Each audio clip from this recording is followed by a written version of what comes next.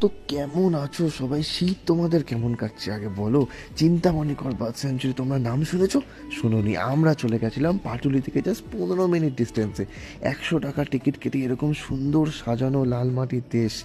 কে কে যাবে তাড়াতাড়ি কমেন্টে জানাও। আর কি নেই সেখানে? সুন্দর সুন্দর পাখি, কত ধরনের ফুল, আর একে দেখতেই পাচ্ছ ছোটোবেলার স্মৃতি ফিরে পেয়ে গেছে। আর খুবই সুন্দর লাগবে তোমাদের। তোমাদের বাড়িতে যত ছোটো ছোটো বাচ্চা আছে তাদের নিয়ে চলে আসো একদিনকে, দারুণ মজা লাগবে।